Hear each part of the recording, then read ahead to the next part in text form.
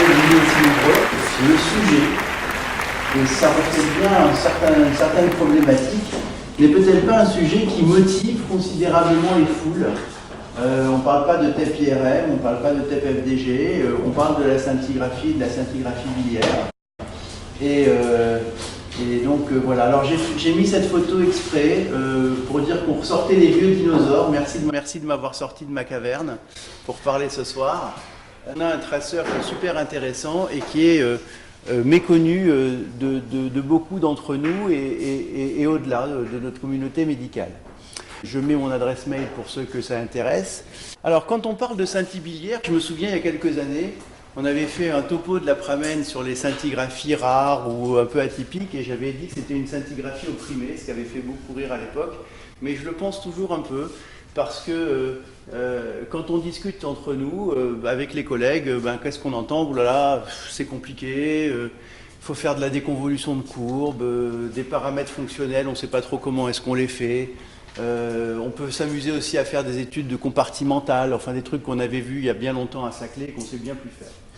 C'est pas standardisé, c'est vrai. C'est pas standardisé du tout. Gilles qui est présent et Stéphane Sebaoun qui n'est pas encore là. On avait commencé à travailler ensemble pour essayer de standardiser, en particulier dans les dysfonctions du sphincter d'Oddi. Puis on n'arrivait pas forcément à tomber d'accord sur un certain nombre de sujets, même si globalement, sur les grandes lignes, on y arrivait. Mais c'est vrai. Ça, c'est un vrai gros problème. Il n'y a pas de logiciel.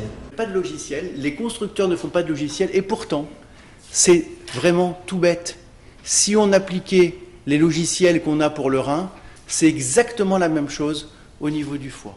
Il suffirait de les transposer au niveau du foie. On pourrait faire de la quantification, on pourrait faire de l'exclusion des voies biliaires intrahépatiques. On a tout ce qu'il faut. Voilà. Et puis de temps en temps, j'entends, oh là là, ça nous fait chier, pour parler vulgairement, on n'a qu'à l'envoyer à Zervig, il va s'en débrouiller. Voilà. Donc ça, c'est un petit peu la réaction des collègues. Et puis quand on discute avec les gastro-entérologues, ils disent, ça existe encore. Pourquoi faire? Aujourd'hui, on a l'IRM, on a le scanner, on a l'écho-endoscopie. On n'a pas besoin de scintigraphie hépatique ou biliaire. Et ça, je vous assure que je l'ai vécu moi-même d'un grand chef de service qui m'avait dit « Votre examen a un intérêt iconographique, je dirais même iconophilique ». Je suis ressorti de ce staff extrêmement vexé. Bon, en ce qui concerne l'imagerie du foie et des voies biliaires, il y a de la littérature. Ce sont des vieux examens, mais qui sont des examens qui ont été validés. Oui, c'est de la contrefaçon. Ce sont des examens qui ont été validés, qui n'ont jamais été invalidés. Et régulièrement, il y a des publications qui remettent un petit peu en update de tout ce qui se passe. Bon, je ne fais pas de pub pour le livre que j'avais fait il y a déjà un certain nombre d'années, parce qu'il est épuisé. Par contre, pour ceux que ça intéresse, Mediam, ici présent, avec qui je n'ai pas de conflit d'intérêt, je le rappelle, peut vous l'envoyer gracieusement, puisque Franck l'a enregistré sous format PDF et il peut vous l'envoyer sur simple demande. Et puis, comme je vous disais, voilà, tous les 3-4 ans, vous avez une revue thématique qui sort sur ce thème. Puis ici, un numéro complet du séminaire Nuclear Medicine en 2012. Et puis, il y a eu encore des articles écrits en 2014 par Zisman, ceux qui reprennent. Donc, vous trouvez régulièrement des updates là-dessus. Ce sont des vieux examens qui ont toujours leur intérêt. Alors, il y a 3 grandes indications de la scintille biliaire aujourd'hui en 2017. J'ai mis volontairement en numéro 1 un examen qui n'est jamais pratiqué en France, c'est la cholécystite aiguë. Jamais. Vous ne trouverez jamais un chirurgien qui demandera une scintigraphie biliaire pour une suspicion de cholécystite aiguë, et pourtant, pratiquement 100% de sensibilité, pratiquement 100% de spécificité. Autour de 95%. La dysfonction du sphincter d'Oddi, c'est très ancien, n'est-ce pas Gilles? C'est très très vieux. Et en fait, c'est revenu un petit peu au goût du jour pour des raisons que je vais développer, et puis surtout que nos amis ici présents vont développer. Et puis, il y a un sujet qui est très vieux aussi, sur lequel moi j'avais beaucoup travaillé et auquel je m'étais beaucoup intéressé à l'époque, c'était l'étude de la fonction hépatique, à la fois avant les hépatectomies majeures, pour évaluer l'efficacité de l'embolisation portale, et pour surveiller les greffes auxiliaires. Je m'étais intéressé à ces 3 domaines. Et puis, il n'y a pas eu beaucoup de publications. Mon parcours personnel a fait que je n'ai pas forcément poursuivi à faire des publications là-dessus, et je vois avec beaucoup de plaisir que beaucoup de choses sortent aujourd'hui dans cette indication. Puis ensuite, à côté, vous avez des choses un peu plus rares, un peu moins fréquentes, qui peuvent être motivées en fonction du contexte, sur les perméabilités des anastomoses biliodigestive. Pour le diagnostic d'atrésie des voies biliaires, c'est du néonate. Pour rechercher des fuites biliaires, les Américains aiment beaucoup le concept de cholécystite chronique, alors qu'en France, on n'y est pas tellement attaché. Ils font des fractions d'éjection en injectant de la cholécystokinine, ce qu'on ne fait absolument pas nous ici. Voilà. Donc, ce sont des indications. En fait, tout ce qui est la pathologie biliaire peut être exploré par la scintigraphie. Alors, on a en France un traceur qui est le Tébida, mébrophénine, qui est un acide aminodiacétique. C'est un traceur dynamique, comme vous allez le voir dans la diapositive suivante. C'est pas compliqué. On injecte par voie intraveineuse, ça suit le même transit que la bilirubine et les anions organiques. Au premier passage, quasiment 100% passe au niveau du foie, extraction 99%, ça passe ensuite dans les voies biliaires et le produit est éliminé au niveau digestif. Voilà ce que ça donne. On voit ce qui se passe, ça arrive dans le foie. On voit ici le passage voie biliaire intrahépatique cholédoque, ici la papille et le passage dans le tube digestif et l'élimination digestive. Donc c'est un traceur dynamique. Il n'y a pas d'interférence en cas d'ictère, c'est vachement intéressant. Il n'y a pas de réabsorption, pas de cycle entérohépatique. L'élimination rénale, elle est vraiment infime, inférieure à 1%. Donc on fait des études dynamiques, on ne peut pas faire de tomographie, même avec les nouvelles caméras. Il y a quelques publications là-dessus, mais l'élimination avec le Tébida est extrêmement lente. Et ce n'est pas forcément le cas avec les autres traceurs. Donc, comme je vous disais, il n'y a qu'une seule molécule, mais cette molécule appartient à la famille de l'IDA. Et ça, c'est à la fois très important à comprendre. Pourquoi? Parce qu'en France, on utilise le Tébida. En Belgique, on utilise le Dizida. Aux États-Unis, ils utilisent le Dezida et le Pipida. Et en fait, il y a plein de dérivés de l'IDA, et comme ils ont des paramètres pharmacocinétiques différents d'une molécule à l'autre, ceci explique pourquoi il n'y a pas de standardisation des paramètres fonctionnels. Ça, c'est très très important à connaître. Zisman avait proposé une classification, par exemple, d'obstruction des anastomoses biliodigestives. Elle n'est absolument pas applicable en termes de quantification de temps avec le Tébida parce que le traceur est plus rapide. Alors le Tébida, c'est le plus rapide des traceurs, ce qui est quand même pas mal quand on sait qu'une acquisition, ça dure 45 à 60 minutes si on l'a fait dans sa séquence complète. Donc c'est un traceur qui est extrêmement intéressant. De mon point de vue, et je ne dis pas ça pour faire plaisir à Franck, c'est le plus intéressant des traceurs de l'IDA que l'on ait. Mais en tout cas, il y a un petit peu côté panique parce qu'on ne s'y retrouve pas dans les publications en termes de paramètres fonctionnels. En principe, on conseille de faire un jeûne lorsqu'on fait une étude vésiculaire de 4 à 6 heures. On peut faire une acquisition dynamique de 45 à 60 minutes. On peut faire des petites choses pour s'amuser, des temps vasculaires pour avoir la vascularisation portale et la vascularisation artérielle, si ça nous amuse. Mais si on veut rester simple, on fait des images de 60 secondes pendant 45 minutes ou 1 heure si on a un petit peu de temps caméra. Par contre, ça c'est très important, il faut faire des images tardives, en particulier quand on a une fixation qui reste sur le foie et sur le cholédoque, et des images tardives en faisant manger le patient ou en le faisant boire. Alors ça c'est pour nos collègues de médecine nucléaire. L'activité injectée c'est 4 mégabecquerels par kilo. La dosimétrie, vous voyez que c'est relativement faible, 3 à 4,5 millisieverts. Pas de contre-indication en dehors de la femme enceinte, pas d'allergie, pas de choc, enfin bref. Le coût de l'examen, c'est 268,87 €. Et il faut compter à peu près 2 heures, 2 heures et demie de temps de disponibilité patient. Pour mémoire, je vous signale qu'il y a deux molécules qu'on peut utiliser qui vont bien sûr en sens inverse. La cholécystokinine, qui entraîne une contraction sur la vésicule et dilate le sphincter d'Oddi. Et la morphine, qui fait exactement l'inverse, qui va fermer le sphincter d'Oddi, qui va élever la pression dans les voies biliaires. La morphine, couramment utilisée pour les cholécystites aiguës, lithiasiques ou élithiasiques. La cholécystokinine, non disponible en France, Par contre, très allègrement remplacé par le Candy Up au chocolat, qui est beaucoup mieux vécu par les patients, ou bien par un verre d'eau glacée, tout simplement, en fin d'examen, pour entraîner une vidange. Donc, je vais vous montrer maintenant des images, mais je vous donne un peu les séquences. Le foie apparaît normalement à 1 minute. Les paramètres fonctionnels avec l'IDA, ils sont calculés. Le Tmax, qui est le temps maximum d'activité, qui est un reflet direct de la fonction hépatique, il est inférieur à 15 minutes. Le T1,5, qui est les périodes d'élimination, doit être inférieur à 25 minutes. Les voies biliaires intrahépatiques apparaissent vers la 10e minute. Les voies biliaires extrahépatiques apparaissent normalement quelques minutes après. Et le passage digestif, ça c'est un paramètre extrêmement important pour la DSO, doit être observé moins de 5 minutes après la visualisation de la voie biliaire principale, sauf, bien sûr, si on a une vésicule en place. La vésicule sert de réservoir accessoire, et je vous le dirai après, mais il n'est pas possible scintigraphiquement d'évoquer une dysfonction du sphincter d'Oddi vésicule en place. On ne peut les faire que chez les patients qui sont cholécystectomisés. Les images tardives, je vous ai dit que c'était important.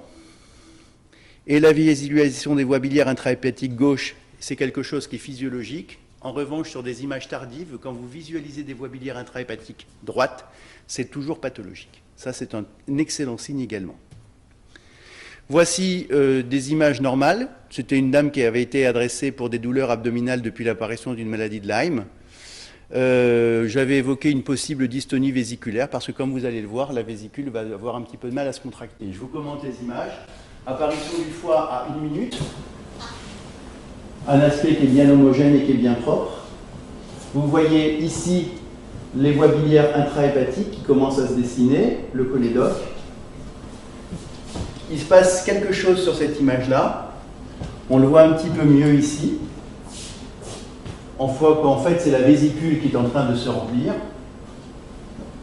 Et vous avez une fixation sur le cholédoque et la vésicule biliaire. Bon.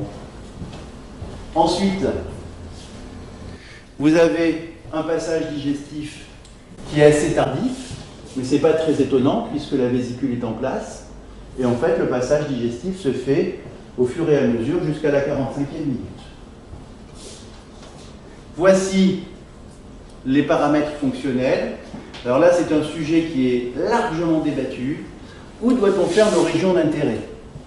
Si on fait des régions d'intérêt sur l'ensemble du foie, on inclut les voies biliaires, intrahépatiques et un bout de cholédoque. C'est pour ça que je fais toujours une région d'intérêt sur la périphérie du foie en excluant toutes les voies biliaires intrahépatiques le plus possible. Et l'intérêt, c'est que lorsque je fais ça, si mon T1,5 est élevé, j'ai un vecteur de cholestase intrahépatique. Alors que si je fais la région d'intérêt globale, je ne fais pas la distinction entre les cholestases intra et extrahépatiques. Ici, le T1,5, c'est la partie décroissance de la courbe. On a 19 minutes, c'est normal, inférieur à 25 minutes. Et le Tmax est ici à 11 minutes, ce qui est normal, inférieur à 15 minutes. Voici les images tardives. À la 45e minute, on fait une image de 2 minutes. On fait boire le patient avec de l'eau froide. Et vous voyez, j'ai évoqué cet aspect de dystonie vésiculaire parce que la vésicule reste très remplie. Voici d'autres images chez une patiente cholécystectomisée qui était adressée pour une suspicion de dysfonction du sphincter d'Oddi. Elle avait été cholécystectomisée. Voici ces images. Donc on reprend. Apparition du foie normal au bout d'1 minute, fixation parfaitement homogène. Apparition des voies biliaires intrahépatiques. On visualise le cholédoque. Et ça ne se voit pas forcément très bien, mais au bout de 3 minutes, vous avez un premier passage digestif qu'on voit clairement ici, on voit clairement là, et on devine même ici à cet endroit-là. Ensuite, vous avez un remplissage du duodénum. On fait défiler les séquences. Grand remplissage sur le duodénum. Le seul piège, c'est de confondre le deuxième duodénum avec le cholédoque. Ça arrive assez souvent. Parfois, il y a une confusion et ceci se prolonge. Et parfois, il n'est pas toujours simple de distinguer le duodénum du cholédoque. Et sur les images tardives, voici les paramètres fonctionnels qui étaient tout à fait normaux. Voilà. Et sur les images tardives, Une importante fixation ici au niveau du cholédoque, pardon, du duodénum. Et dès que vous avez fait boire, il persiste une petite activité ici au niveau du cholédoque. On visualise un petit peu la voie biliaire intrahépatique gauche. On ne visualise pas les voies biliaires intrahépatiques droite. Alors, pour rentrer dans le vif du sujet, pour nous, médecins nucléaires, mais je vais aller assez vite là-dessus, c'est quoi le problème qui est posé? Eh bien, on a affaire à des personnes qui ont des douleurs abdominales, souvent en postprandial, peut avoir une élévation transitoire des phosphatases alcalines et des transaminases. Ça survient plus souvent chez la femme que chez l'homme. Et ça survient, les chiffres sont variables en fonction des études, mais on peut dire peut-être 5 à 10% du post-cholécystectomie. Alors cette classification, la classification de Milwaukee, elle est importante. Et elle est importante pour nous, je vais vous expliquer pourquoi. Parce qu'on distingue trois types, je parle sous le contrôle de nos amis gastro-entérologues, mais le type 1, qui est la forme la plus sévère, qui comprend douleur, élévation des enzymes et dilatation des canaux biliaires. Alors il y a d'autres critères un peu plus sophistiqués qui sont des critères de la cholangiopancréatographie rétrograde. Le type 2, qui comprend douleur, élévation des enzymes ou dilatation des canaux biliaires. Et le type 3, juste des douleurs. Et pourquoi cette classification pour nous est importante? Pour deux choses. Parce qu'en fait, la scintigraphie en fonction de cette classification est anormale dans plus de 90% des cas dans le type 1. Dans le type 2, elle est anormale dans 50% des cas. Et dans le type 3, elle est anormale seulement entre 7 et 30% des cas. Mais surtout, c'est qu'il existe une prédictivité de l'efficacité de la sphinctérotomie endoscopique par la scintigraphie. Et une scintigraphie anormale, eh bien, est un élément prédictif d'efficacité de sphinctérotomie endoscopique, alors que une scintigraphie normale peut laisser craindre que la sphinctérotomie endoscopique ne soit pas forcément efficace sur la thérapeutique. Sur le diagnostic positif, je laisserai la parole à nos amis gastro-entérologues qui connaissent ça beaucoup mieux que moi. Il y a des différences, je pense, en fonction des pays. Je crois qu'aux États-Unis, ils continuent encore à faire beaucoup de manométrie, mais c'est plus le cas tellement en France. Mais ça, je ne veux pas déflorer votre sujet. J'insiste sur les critères de la scintigraphie, c'est très important pour nous. Alors souvent, on dit, oh là là, c'est compliqué, c'est compliqué. Non, c'est pas compliqué. Le délai entre l'apparition de la voie biliaire principale, donc du cholédoque et le passage digestif, normalement, il est de 2-3 minutes jusqu'à 5 minutes, je vous l'ai dit tout à l'heure, c'est considéré comme normal. Si ce signe n'est pas présent, c'est un excellent signe de dysfonction odienne. L'autre signe, c'est la régularité du passage digestif pendant l'acquisition dynamique. Si vous voyez que le passage digestif se fait au fur et à mesure progressivement, c'est bon signe. L'élévation du T1,5 dépend du type de région d'intérêt. Si vous faites une région d'intérêt sur le foie dans sa globalité, c'est ce que je vous ai dit, vous aurez toujours un T1,5 élevé. Si vous le faites en périphérie, eh bien, vous n'aurez pas de cholestase, d'aspect de cholestase intrahépatique, c'est sûr. Le Tmax est en principe normal, puisqu'il n'y a pas de dysfonction hépatocytaire. Et les autres critères, c'est l'importance du passage digestif sur les images tardives, après absorption d'eau glacée ou de lait chocolaté, et puis la persistance d'une fixation au niveau des voies biliaires intrahépatiques droites. Et comme je vous l'ai dit tout à l'heure, il n'y a pas de diagnostic possible vésicule en place. N'oublions jamais que nous faisons de l'imagerie fonctionnelle et que, en aucun cas, vous n'avez le droit de poser le diagnostic de dysfonction du sphincter d'Oddi si vous n'avez pas la preuve qu'une écho-endoscopie aura au préalablement éliminé une tumeur papillaire ou une lithiase enclavée. Tout obstacle physique donne la même sémiologie qu'une dysfonction odienne. Donc ça, c'est très important. L'autre application possible, c'est qu'on peut suivre l'efficacité de la sphinctérotomie endoscopique. Je vous dis franchement, j'en ai jamais eu, parce que quand ils vont bien, on ne les revoit pas. Voici quelques images de patients, et puis j'ai bientôt terminé. Un patient de 46 ans qui avait des douleurs dans la suite d'une cholécystectomie, écho-endo normal. Voici la séquence, le foie apparaît, j'ai pas de... Le trackball, oui, voilà. Le foie apparaît ici, fixation homogène. Les voies biliaires intrahépatiques arrivent un peu tardivement. Ça se remplit, vous voyez. Le cholédoque arrive. Il est là, on le voit. Mais enfin, il ne se passe rien, il n'y a pas de passage digestif. Pendant les 45 minutes, aucun passage digestif. Voici les images que j'ai faites à la fin et après avoir fait boire le patient. Il n'y a vraiment plus rien au niveau du parenchyme hépatique qui est là. Il y a une fixation importante ici au niveau de la voie biliaire principale. Les paramètres fonctionnels, en fonction de la région d'intérêt que j'ai faite, on a des paramètres fonctionnels qui étaient un petit peu limite supérieure de la normale, mais bon. Voilà. Autre patiente pour vous montrer les différents types d'images. Pareil, une dame qui avait des épisodes de cholécystite, qui avait eu des épisodes de pancréatite à répétition, apparition du foie à 1 minute, fixation homogène, apparition des voies biliaires intra-hépatiques, on voit le cholédoque, 1, 2, 3, on voit tout de suite le passage digestif. Donc c'est quand même un bon signe, mais vous voyez que le passage digestif, il n'est pas très rapide.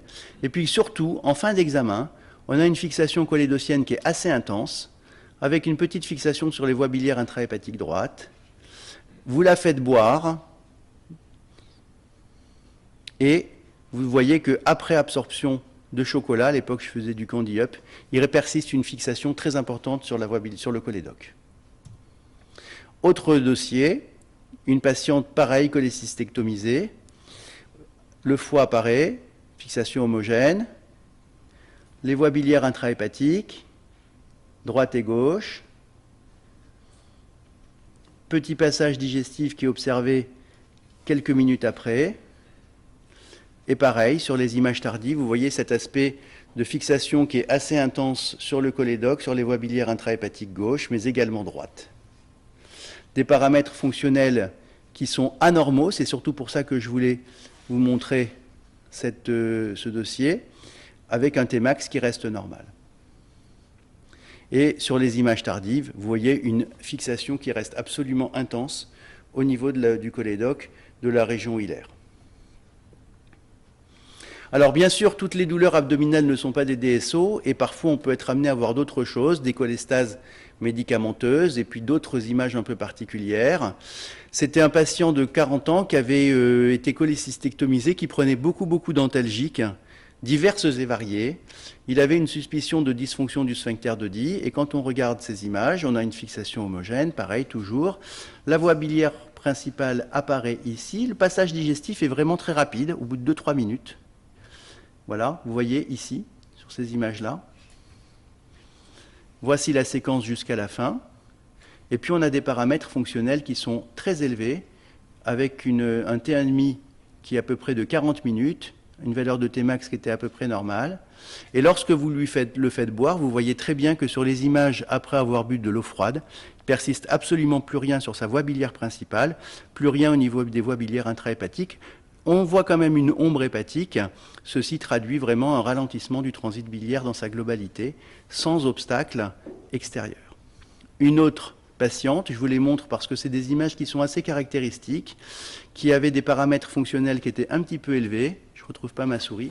Et on a cet aspect que l'on voit dans les cholangites sclérosantes, avec un aspect d'arbre mort. Vous voyez, l'arbre biliaire a l'air mort. Avec un aspect de stase, ce qu'on appelle les stases hétérogènes sur plage.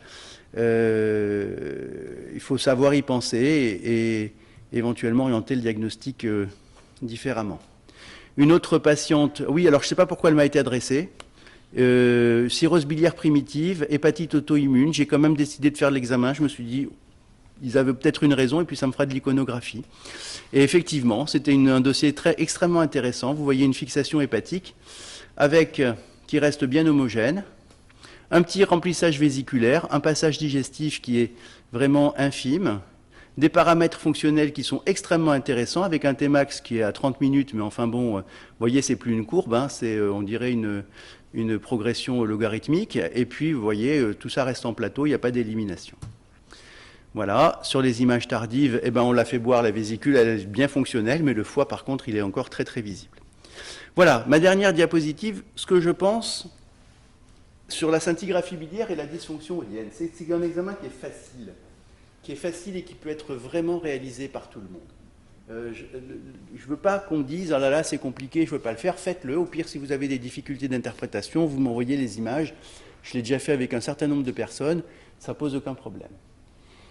N'oubliez pas, la DSO, oui, à condition qu'on est sûr qu'il n'y a pas eu d'obstacle papillaire, donc il faut que l'écho-endoscopie soit normale, et peut-être que la scintigraphie peut être utile, je pense, mais c'est à vous de nous le dire, pour guider l'attitude thérapeutique, et de se dire que si la scintigraphie est normale, eh bien, a priori, on n'a pas tellement envie de faire un geste invasif, et si la scintigraphie est positive, peut-être que le geste invasif est envisageable parce que la sphinctérotomie endoscopique, ce n'est pas un geste qui est dénué de risque. Et peut-être, et ce serait dommage d'en arriver là, mais peut-être que la scintigraphie pourrait avoir plus de succès dans les années qui viennent, tout simplement pour ces raisons et pour des raisons qui sont médico-légales, parce que c'est quand même assez important d'avoir un examen de départ qui montre qu'il y a une anomalie importante avant un geste invasif, mais ce serait dommage que la scintigraphie biliaire, alors que c'est un examen qui donne tellement de renseignements intéressants, devienne incontournable pour des raisons médico-légales, comme c'est un peu le cas pour les cholécystite aiguë aux États-Unis. Voilà, j'en ai terminé et je vais laisser la parole à Emmanuel Bensoussan.